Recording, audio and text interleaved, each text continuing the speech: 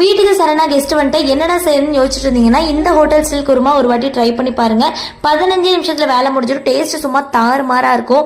இது இட்லி, தோசை, சப்பாத்தி, ஆப்பம், இடியப்பம் எல்லாத்தோடய சூப்பரா இருக்குங்க. எப்படி செய்யணும்னு சொல்லி பார்க்கலாங்களா? ஃபர்ஸ்ட் ஒரு மிக்சர் ஜார்ல 1/4 மூடி அளவு துருவன தேங்காய், 4-5 சின்ன வெங்காயம், ஒரு துண்டு இஞ்சி, 2 பல்லு பூண்டு, ஒரு சின்ன துண்டு பட்டை, ஒரே ஒரு கிராம்பு, 4-5 முந்திரி பருப்பு, 1/2 டீஸ்பூன் சோம்பு, கசகசா போட்டு ஒரு ஃபைன் பேஸ்டா அரைச்சு எடுத்து வச்சிருங்க.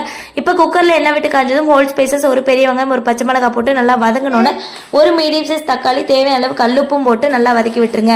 இது கூட 1 டீஸ்பூன் மிளகாய்த்தூள், தனியாத்தூள், 1/2 டீஸ்பூன் கரம் மசாலா, 1/4 டீஸ்பூன் மஞ்சள் தூள் போட்டு நல்லா எண்ணெயெல்லாம் பிரிஞ்சு குழஞ்சு வதங்கினதுக்கு அப்புறமா நம்ம அரைச்சி வச்சிருக்க விழுதை இது கூட ஆட் பண்ணி நல்லா மிக்சிங் கொடுத்துக்கோங்க.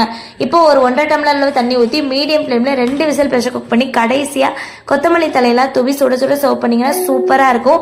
வீடியோவை சேவ் பண்ணி ட்ரை பண்ணி பாருங்க. செஞ்சு பார்த்துட்டு எப்படி வந்துருந்ததை மறக்காம கமெண்ட்ல சொல்லுங்க. அண்ட் இதே மாதிரி இன்ட்ரெஸ்டிங்கான ரெசிபிஸ்க்கு நம்மளோட பேஜை ஃபாலோ பண்ணிக்கோங்க. பாய்.